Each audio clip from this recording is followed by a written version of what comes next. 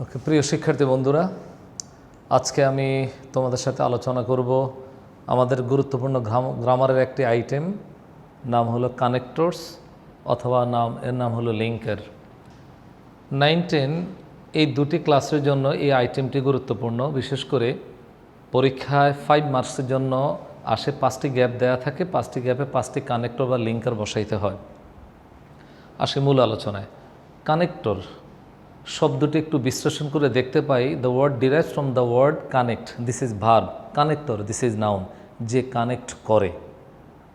আসলে আমরা যখন পরপর অনেকগুলো বাক্য লিখি তখন একটি বাক্যের সাথে আরেকটি বাক্যের একটু সামঞ্জস্যতা রাখতে হয়, মিল রাখতে হয়। মিল রাখার জন্য আমরা কি করি, কতগুলো শব্দগুচ্ছ ব্যবহার করি বা এক্সপ্রেশন ব্যবহার করি, যাকে আমরা কানেক্টর বলে থাকি। সংক্ষেপে এভাবেই বলা যায়, to maintain the unity and coherence between two sentences, sometimes we use different types of expressions and these expressions are called connectors. Connector বলতে আমরা একে সেন্টেন্স কানেক্টরও বলে থাকব। মনে রাখতে হবে এই কানেক্টরের সাথে যথেষ্ট মিল আছে কনজাংশনের। তো কনজাংশন আর কানেক্টর কাছাকাছি হলে যথেষ্ট পার্থক্য আছে, আমরা সে পার্থক্যটা পরবর্তীতে তুলে ধরব। তাহলে আজকে আমাদের আলোচনার বিষয় হলো লিঙ্কার্স আর কানেক্টরস। তা আমি আগে বলেছি আসলে কানেক্টরটা কি, যেটি আমরা দুটি সেন্টেন্সের মধ্যে যখন কোনো ইউনিটি মেনটেন করব, কোহারেন্স মেনটেন করব, তখন কিছু বিশেষ শব্দগুচ্ছ ব্যবহার করব, সেটা হলো আমাদের কানেক্টর। একটু আমরা যেমন and, also, besides, moreover, next, after all, at the end, anyway, এগুলো সবগুলো হলো কানেক্টর। এগুলা দুটি সেন্টেন্সের মধ্যে ফ্লো বা প্রবাহ মেনটেন আমরা করে থাকি। এখন আমরা একটু দেখি, সেটা হলো কানেক্টরস একটু ডেফিনেশনটা আমরা দিয়ে থাকি। Sentence connector is a word or phrase that introduces a sentence and serves as a transition between it and a previous sentence. একটু এক্সাম্পলটা লক্ষ্য করো, এক্সাম্পল লক্ষ্য করলে তোমরা বুঝতে পারবে। যেমন, the doctor perform the operation, however the patient died. এই যে প্রথম একটি sentence, the doctor perform the operation, দ্বিতীয় আরেকটি সেন্টেন্স, দ্য পেশেন্ট ডাইড। এই যে হাউএভার, এটা দুটি সেন্টেন্সের মধ্যে ফ্লো মেনটেন করেছে। তেমনি he is tired or at least he looks tired, এখানে দুটি সেন্টেন্সের মধ্যে এই অরটা কানেক্টর, এটা দুটি সেন্টেন্সের ফ্লোকে মেনটেন করেছে। লক্ষ্য করে যদি আমি এই অর ব্যবহার না করতাম, he is tired at least he looks tired, কেমন হতো? কোনো সামঞ্জস্য থাকতো না। কাজে দুটি বাক্যের মধ্যে সামঞ্জস্যতা বা ইউনিটি মেনটেন করার জন্য আমরা এই জাতীয় জিনিসগুলো ব্যবহার করব, যেটাকে আমরা কানেক্টর বলে থাকি। আমরা এখন এই কানেক্টর কয় প্রকার? স্বাভাবিকভাবে কানেক্টরস বা লিঙ্কার্সকে দুভাগে ভাগ করা যায়। আমরা যেমন দেখে থাকি কোঅর্ডিনেটিং কনজাংশন, আরেকটা হলো সাবঅর্ডিনেটিং কনজাংশন। এই দুই ধরনের কনজাংশন এরা সেন্টেন্সে অনেক সময় কানেক্টর মতো ব্যবহার হয়। এই জন্য আমরা এই কনজাংশনগুলোকে, সাবঅর্ডিনেটিং কনজাংশন এবং কোঅর্ডিনেটিং কনজাংশনগুলোকে আমরা কানেক্টর অন্তর্ভুক্ত করে নিলাম। এছাড়া আরও কত আছে, যেমন however, nevertheless, indeed, besides, consequential, normally, actually, naturally, আরও অনেক অনেক অনেক আছে। তাহলে এবার আমরা দেখব যে কনজাংশন আর কানেক্টর মধ্যে একটা পার্থক্য আছে। কনজাংশন আর কানেক্টর খুব কাছাকাছি হলেও তাদের মধ্যে বেসিক্যালি কতগুলো পার্থক্য আমরা দেখব।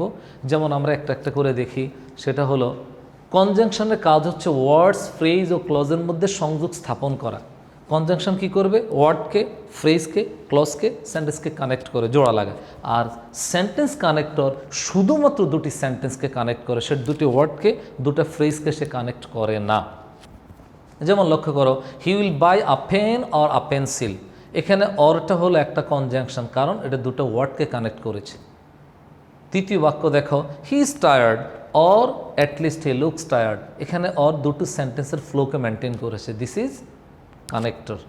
তাহলে কানেক্টর আর কনজাংশন মূল পার্থক্য বুঝতে পারলাম যে কানেক্টর শুধু সেন্টেন্সকে কানেক্ট করে, আর কনজাংশন দুটো ওয়ার্ডকে, দুটো ফ্রেজকে, দুটো ক্লজকে কানেক্ট করতে পারে। কনজাংশন সাধারণত বাক্যের মাঝখানে ব্যবহার হয়, আর কানেক্টর 3 জায়গায় ব্যবহার হতে পারে, বাক্যের প্রথমে, বাক্যের মাঝখানে, অথবা বাক্যের শেষে। তাহলে কনজাংশন আর কানেক্টর আরেকটা পার্থক্য পেলাম, কনজাংশন ইউজুয়ালি সেন্টেন্সের মাঝখানে বসে বা যাকে কানেক্ট করে তার মাঝখানে বসে, আর কানেক্টর 3 জায়গায় বসতে পারে। ছোট্ট প্রমাণ, he is rich but unhappy, এখানে বাটটা দুটো ওয়ার্ডকে কানেক্ট করে মাঝখানে বসছে। He is poor on the other hand he is happy, এটা কোথায় বসছে? এই। আমরা তিনটি জায়গায় যে বসে আমি আরেকটু ক্লিয়ার করব, একটু পরে একটু লক্ষ্য করো। কনজাংশন কখনো পাংচুয়েশন মার্কস বহন করে না, আর কানেক্টর অলওয়েজ পাংচুয়েশন মার্কস বহন করে। এটা আরেকটা গুণগত পার্থক্য আমরা দেখি। যেমন he will either watch TV or listen to the radio, এখানে অরটা ব্যবহার হয়েছে, এটা কোনো কনজাংশন, এই শব্দটা এখানে কোনো পাংচুয়েশন মার্কস নাই, দিস ইজ কনজাংশন। এখানে লক্ষ্য করো আইদার, নাও, ইনফ্যাক্ট, এই তিন জায়গায় বসেছে তিনটি কানেক্টর, তিনটে কানেক্টর। এটি বসছে সেন্টেন্সের শেষে, এটি বসছে সেন্টেন্সের শুরুতে, এটি বসছে সেন্টেন্সের মাঝখানে। তাহলে আমরা যে বলেছিলাম যে কানেক্টর সেন্টেন্সের কোথায় বসতে পারে, তিন জায়গায় বসতে পারে, প্রথমে, শেষে, মাঝখানে বসতে পারে। আবার এটাও বলেছি যে পাংচুয়েশন মার্কস সেটা সবসময় বহন করে। যেমন এটা সেন্টেন্সের শেষে বসছে, যদি সেন্টেন্সের শেষে কোনো কানেক্টর বসে তাহলে তার পূর্বে কমা, যদি প্রথমে বসে তারপরে কমা, যদি মাঝখানে বসে উভয় দিকে কমা বসে। তাহলে পাংচুয়েশন মার্কস বসে অবশ্যই আমাদের কানেক্টরে, আর এই কানেক্টর যদি সেন্টেন্সের শুরুতে বসে তাহলে তার পরে কমা বসে, সেন্টেন্সের শেষে হলে পূর্বে কমা বসে, মাঝখানে হলে উভয় দিকে কমা বসে। আমরা আরেকটু পার্থক্য দেখলাম। এবার আরও পার্থক্য লক্ষ্য করো, কনজাংশন মূলত সেন্টেন্সে গ্রামেটিক্যাল লিঙ্ক মেনটেন করে, সে গ্রামার মেনটেন করে, আর কানেক্টর লজিক মেনটেন করে। যেমন লক্ষ্য করো, the patient it's breakfast and he takes his usual medication, এখানে লক্ষ্য করো তার অ্যান্ডের অবস্থানটা। আবার এখানে দেখো, the patient it's breakfast in addition he takes his usual medication. তাহলে একটা গ্রামার মেনটেন করে আর একটা লজিক মেনটেন করে। তাহলে কনজাংশন আর কানেক্টরের এই পার্থক্যটা আমরা অবশ্যই মনে রাখবো, কারণ আমাদের পরীক্ষায় আসবে কানেক্টর, কনজাংশন নয়। এই জন্য দেখে শুনে আমাদের গ্যাপটাতে বসাইতে হবে। এবার আমরা সরাসরি চলে যাব কানেক্টর কিভাবে ব্যবহার করব, তার নিয়মকানুনগুলো আমরা যাব। আসলে যে প্যাসেজ দেয়া থাকবে, প্যাসেজের বাক্যগুলো তুমি ভালো করে অ্যানালাইসিস করবা, করার পর সেন্টেন্সে এই গ্যাপের অবস্থানটা দেখে তুমি সেই গ্যাপে কোন কানেক্টর বসতে পারে। একটা সেন্টেন্সে যেমন একটু লক্ষ্য করো, লিঙ্কিং ওয়ার্ডসগুলো বাক্যে সাধারণত বিভিন্ন ফাংশন বা কাজ ও পারপাস বা উদ্দেশ্য সাধন করে থাকে। ফাংশন এবং পারপাস অনুসারে সেন্টেন্স এদের ব্যবহার এখন আমি একটা একটা করে তোমাদেরকে দেখাবো। একটা সেন্টেন্স এদের ফাংশনটা কি, এর কাজটা কি, হ্যাঁ, এর পারপাসটা কি, এটার উপর ডিপেন্ড করে। প্রথমত, linkers to indicate a result or consequence, যে আমরা এখন দেখব এমন লিঙ্কার, এমন কানেক্টর যেগুলো সেন্টেন্সে কি মেনটেন করে, সেটা যে রেজাল্ট অর কনসিকুয়েন্স, যে কোনো ফলাফলকে বহন করে। অর্থাৎ দুটি সেন্টেন্স থাকবে, একদিকে কারণ, একদিকে ফলাফল। ফলাফলযুক্ত বাক্যের আগে আমরা কি বসাবো, এখান থেকে যে কয়টা, যেমন so, thus, reasonably, consequently, therefore, hence, as a result, যে কোনোটা আমরা বসাইতে পারবো। For example, he did not pay the telephone bill, as a result his telephone was disconnected by the authority. এখানে দুটি সেন্টেন্সের মধ্যে লক্ষ্য করো, এই সেন্টেন্সটি হলো কারণ আর এই সেন্টেন্সটি হলো ফলাফল। এই ফলাফলযুক্ত বাক্যের আগে এখানে আমরা দিয়েছি এজ এ রেজাল্ট। শুধু এটি না, উপরে যে কোনোটা বসতে পারবে, কনসিকুয়েন্টলি, দেয়ারফোর, দাস, সো, যে কোনোটা বসতে পারে। ডিয়ার স্টুডেন্ট, যখন আমরা দেখব দুটি সেন্টেন্সের মধ্যে একটি কারণ আর একটি ফলাফল, তাহলে ফলাফলযুক্ত বাক্যের আগে গ্যাপ থাকলে আমরা কি ব্যবহার করব, এই জাতীয় কানেক্টরগুলো আমরা ব্যবহার করব। আমরা একটু মনে রাখবো, যে কোনো একটা ব্যবহার করলেই চলবে। এবার আমরা দেখতে চাই, সেটা হলো to indicate A conclusion, to conclude something. অনেক সময় আমরা অনেকগুলো বাক্য পরপর বলে থাকি, বলার পর শেষ বাক্যটা পূর্ববর্তী বাক্যগুলোর একটা কনক্লুশন বা উপসংহার আমরা টানি। এই জাতীয় সেন্টেন্সের শুরুতে আমরা কি ব্যবহার করব, এই জাতীয় কানেক্টর, যেমন in a nutshell, in brief, in short, in conclusion, in word, finally, to sum up, thus ইত্যাদি ব্যবহার করতে পারি। For example, he is quite friendly, he is also polite. এখানে লক্ষ্য করো বাক্যটাতে যে সে বন্ধুত্ব সুলভ, সে ভদ্র, আমি বলেছি। এখন এই দুটি বাক্যের একটি কনক্লুশন টানলাম আমি, কি, he is an ideal person. এই যে আইডিয়াল, আদর্শ ব্যক্তি, এই আইডিয়াল আসলে এই ফ্রেন্ডলি, পোলাইট, এগুলো সব আইডিয়ালের ভিতরে আছে। তো স্পষ্ট বোঝা যায় প্রথম দুটি সেন্টেন্সের কনক্লুশন হলো এই 3 নম্বর সেন্টেন্সটি। এখন এখানে গ্যাপ আছে, তাহলে কনক্লুডিং সেন্টেন্সের আগে গ্যাপ থাকলে আমরা উপর থেকে যে কোনো একটা আমরা বসাইতে পারি। একই রকম এক্সাম্পল এখানে লক্ষ্য করো, তাই আছে। এবার আমরা পরবর্তী রুলসে চলে যাই। To shift from one ideas to another, পরস্পর বিপরীতমুখী দুটি কথা যখন আমরা বলি, প্রথম সেন্টেন্সটা আমি যা বলবো তার ফ্লো বা মোড যেরকম থাকবে, দ্বিতীয় সেন্টেন্সটা ঠিক তার উল্টা এরকম যদি হয়, তখন আমরা সেখানে ব্যবহার করব এই জাতীয় লিঙ্কার্সগুলো, যেমন yet, though, although, anyway, anyhow, however, in anyway ইত্যাদি ইত্যাদি ব্যবহার করব। For example, this restaurant has the best kitchen in town. পুরা টাউনের সবচেয়ে ভালো কিচেন হলো এই রেস্টুরেন্টের। তাহলে আমি প্রথম বাক্যটি যা বলবো স্বাভাবিকভাবে ভাবতেছো দ্বিতীয় সেন্টেন্সটি এই জাতীয় হবে, যেহেতু রেস্টুরেন্টের ভালো একটা কিচেন আছে তাই তার ভালো আরেকটা কথা বলবো, কিন্তু না, আমি কি বললাম, however or anyhow their staffs are quite rude, তাদের স্টাফগুলো খুবই রোড। তাহলে এই প্রথম সেন্টেন্সের সাথে দ্বিতীয় সেন্টেন্সটা যায় না। প্রথম সেন্টেন্সের মোড যেরকম ছিল, দ্বিতীয় সেন্টেন্স তার অপোজিট। যেহেতু তাদের সবচেয়ে ভালো কিচেন, তো আরেকটা ভালো হওয়ার কথা, কিন্তু না হয়ে গেছে কি যে তাদের স্টাফগুলো খুবই রুড আমরা বলেছি। তাহলে এই বিপরীত সেন্টেন্স আসলে আমরা তার পূর্বে উপর থেকে যে কোনো একটা আমরা বসাইতে পারবো এবং আমরা বসাইতেও পারি। পরবর্তী রুলসটা লক্ষ্য করো, linkers to show sequence or order of events. কোনো ঘটনার ক্রম বা ধারাবাহিকতা আমরা যখন প্রকাশ করি, যেমন কোনটার পর কোনটা, আমি কি খেতে চাই, প্রথমত আমি খেতে চাই আপেল, দ্বিতীয়ত খেতে চাই কফি, তৃতীয়ত খেতে চাই আমি কি কলা, এই যে একটা পর একটা খেতে চাই, এই যে আমি ধারা বর্ণনা করছি, এগুলোর জন্য আমরা ব্যবহার করছি বাংলা কি প্রথমত, দ্বিতীয়ত, তৃতীয়ত। ইংলিশে এটাই যেরকম এই জাতীয় লিঙ্কার্সগুলা, যেমন firstly, at first, secondly, next, then, afterwards, again, besides ইত্যাদি।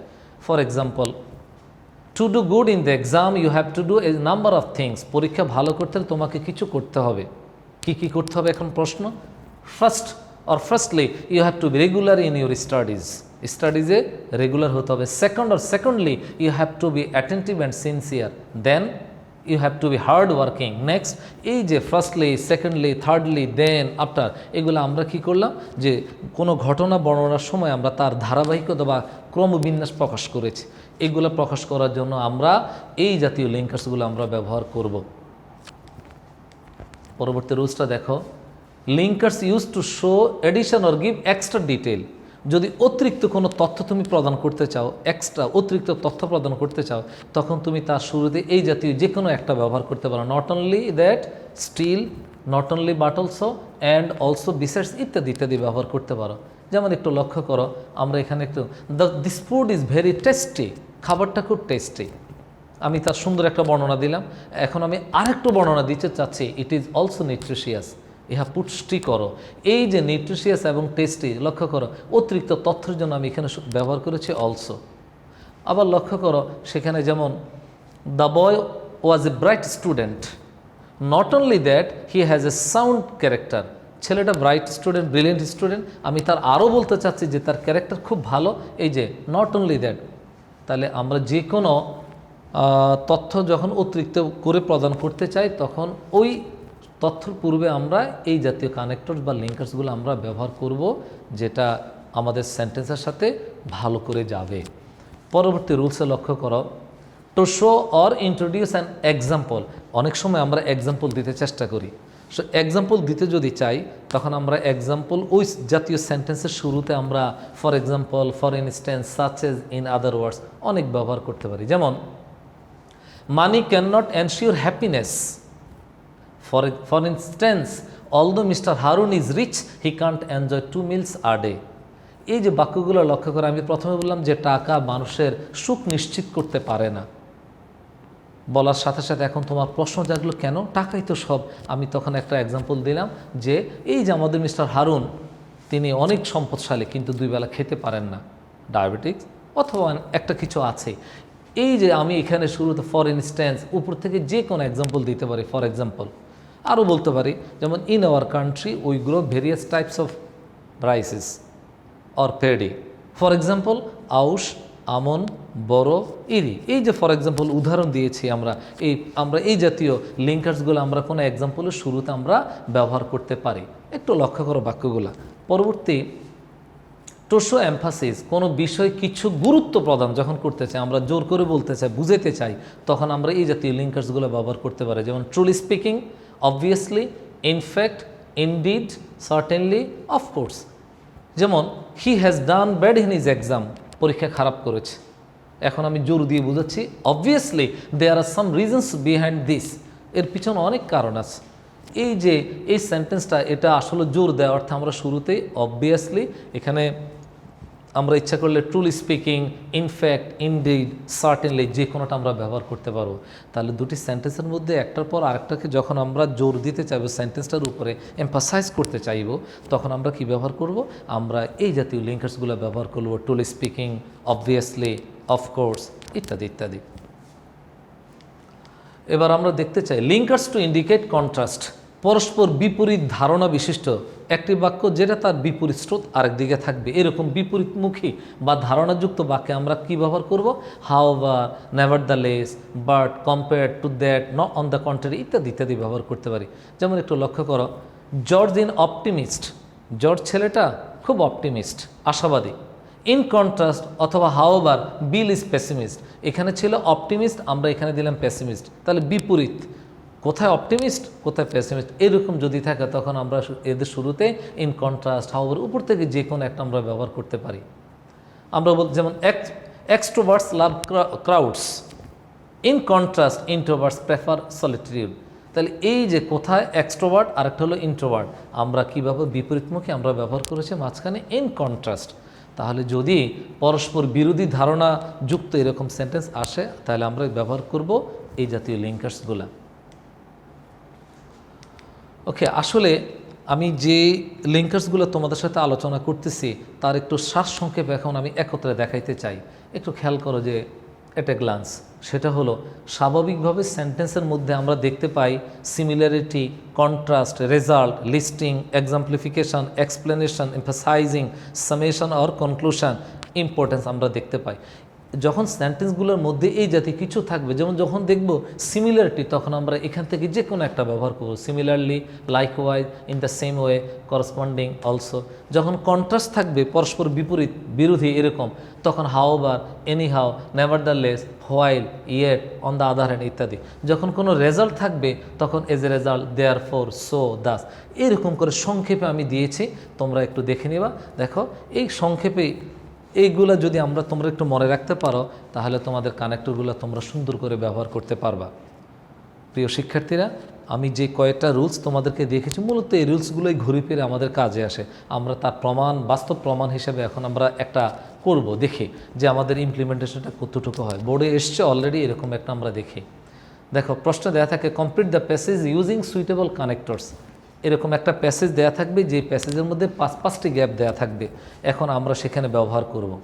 প্রিয় শিক্ষার্থীরা, যখন গ্যাপ কোনো কানেক্টর লিখতে যাবা, শুরুতে তুমি পুরো প্যাসেজটি ভালো করে পড়ে নিবা, এটা কোন রিলেটেড, এটা সেন্টেন্সের মোডগুলোকে আসলে কি চাচ্ছে, তাহলে তোমার জন্য সুবিধা হবে।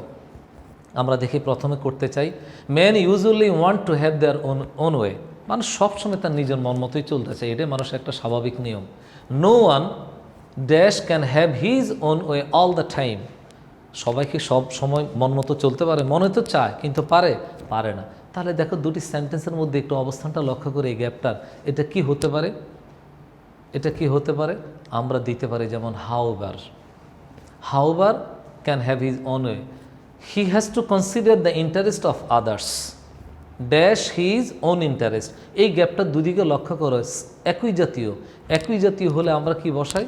আমরা অ্যাজ ওয়েল অ্যাজ, বাট ইত্যাদি ইত্যাদি বসাইতে পারি। আমরা বসাইলাম এখানে as well as. He is free to take his own decisions dash this decisions must not be unjust or harmful for others. সে তার ডিসিশনের ব্যাপারে ফ্রি, সবসময় নিতে পারে, কিন্তু সবসময় কি তার ডিসিশনটা যে অন্যদের কথা কি ভাবতে হবে না? তাহলে এখানে কি হতে পারে একটু খেয়াল করো তো, but, yes, but this decisions must not be unjust or harmful for others dash he must be very careful while driving.